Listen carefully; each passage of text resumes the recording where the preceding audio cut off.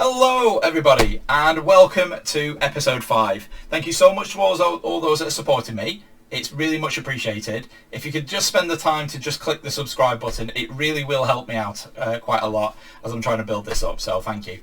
Right, let's kick on. Today's random thought from me is about being a stay-at-home parent. I've been one, I've got my own insights on it. I'm going to start off with a very bold statement, which is being a stay-at-home parent is harder than any other job in the world. If your partner stays at home and looks after the kids and you go off to work, what they do is harder than your job. I don't care what your job is. I don't care how many responsibilities you have in your workplace. What they do is harder. I'm going to get some eye rolls for that. I'm going to get some shaking of the head. I'm going to get some disbelief.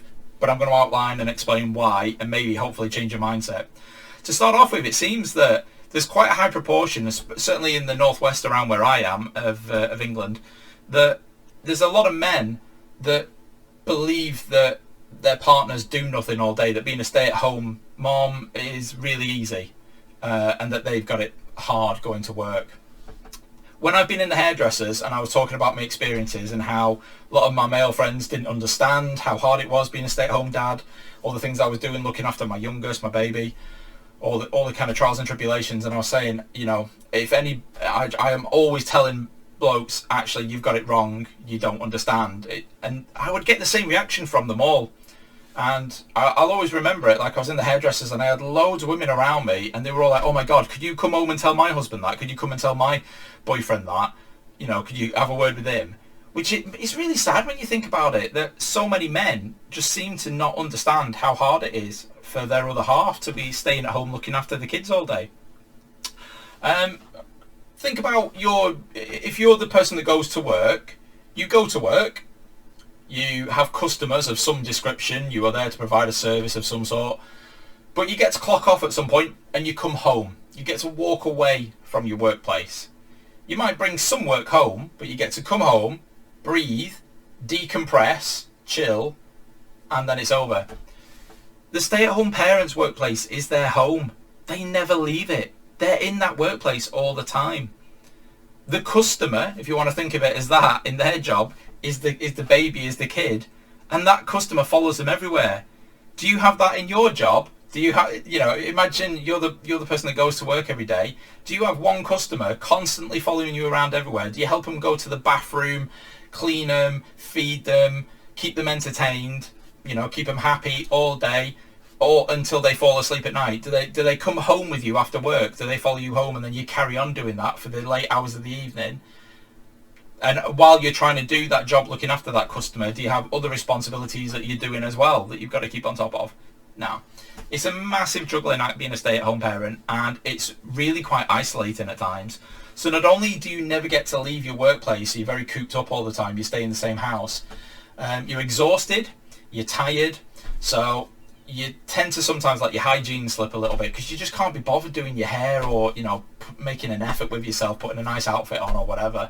So you just kind of rush out to the shops, take your baby with you, get your bits, and you come back. You might take him to the park, and that's it. There's a reason why you see sometimes mums, going to the school, doing the school run, dropping them off in the pajamas. It's hard work. It's exhausting sometimes, and you just really don't have it in you to make any form of an effort sometimes to get dressed, to do anything. On top of that, if you haven't got any friends with babies, then they're all doing their thing as normal. They're all going on nights out. They're all having fun. They're all kind of living their life as they normally would do. You can't do that anymore, and you slowly feel that sometimes you're slipping away from that. So they do their thing and they forget about you. You can't keep going to the coffee shop all the time. You can't go to the pub for a beer in the beer garden and stuff because you've got your baby to look after all the time. Your lifestyle has changed. You've got a new responsibility now. You're a parent. They aren't. They're still maybe in their mindset of being, carefree and doing whatever they want. And that can sometimes be very isolating when you realise that you're not one of them anymore and you're drifting, which, if you're watching this and you're thinking about it now and you think, yeah, actually I haven't spoken to such and such for a while since I've had their baby, reach out to them. They probably really would appreciate it that you've not forgotten about them, okay?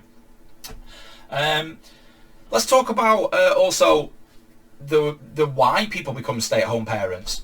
if you're on a salary of 24,000, which is like a starting salary for, say, like a teacher job, like a professional role, you're on about £70 a day. If you're on minimum wage, working 40 hours a week, Monday to Friday, 9 to 5, you're probably on about 15,000 a year. The cost of a childminder to look after your baby while you go to work is about £40 a day in the northwest, in my area. That's what it looks like around my area. So I had to, for me to be able to go to work on 24,000 as a teacher, I would have needed a childminder to watch my baby, and I would have needed before and after school club for my elder two, which was £10 a day each. So there's two of them, so it's £10 each. So that was 20 quid, and then 40 quid for the childminder to look after the baby for the day while I went to work. That would be £70. That's £60 a day. As I said, on 24,000, you're on about £70 a day. So I was going to be working for £10 a day, doing all that work as a teacher, all that kind of stuff. And out of that £10, £5 was petrol and £5 was my lunch and some coffees in the canteen during the day and things like that. So there it is, it's gone. That's my salary gone. And that's on 24,000. That's not even on, if I was on 14 to 15,000 or so. Yeah. I couldn't have even, it absolutely wouldn't have been worth doing it on that salary. At 24,000, it wasn't really worth doing it. So then you decide to, there's no point me paying someone else to look after them. I'll stay at home and do it. You don't get any help or respite from the government if your partner works, okay? So you don't get like nursery for free until they're about 2. I think it's like two or 3. You don't get any help from the government. So that's a good couple of years you are doing this until they go to nursery for free. If you think of it in that kind of way, that's a long time for you to be constantly looking after a baby, being isolated from your friends, not being able to go out places the same way, not really seeing anyone, and on top of that, you've got none of your own salary either. So now you're kind of in a position where you're completely reliant on your partner's money and your wage. And I've spoken to some women about this, and I felt like this myself, where you don't feel you can ask them for stuff. All those games and DVDs and stuff that I would want and that to entertain me while I'm at home or to just give me a little break and things like that, I used to buy that myself, but now I can't. I'm completely reliant on my partner's wage, but she was paying for all the bills because she had the only income. So then I feel selfish asking, could I have this, could I have that? That then, so then not only am I isolated, not only are my friends all doing their thing as normal and I can't really join in with them, but then I can't even really have the same level of entertainment that I normally would do at home. And, we need all the money we can to cover everything, so there's not really that spare money to splash on fun things, so to speak. And that is your life for years of your life. So if there's any stay-at-home parents watching this, you're not on your own. Other parents are out there doing it as well, and they fully understand you and the trials and tribulations you're going through. Unfortunately, I don't think it's possible for someone to really understand it unless they go through it yourself. No matter how compassionate and understanding your partner is who goes to work, they won't understand. They genuinely do think that their job is harder. It's only if you then made them take 2 weeks off work and say, right, you do everything. You cook, you clean around the baby. You constantly stay focused on that little life all day, making sure they don't put things in their nose and their mouth, constant eyes on them, keep them entertained, fed, clean, everything all day, and do the cooking, and do all the cleaning, everything. Do that for 2 weeks.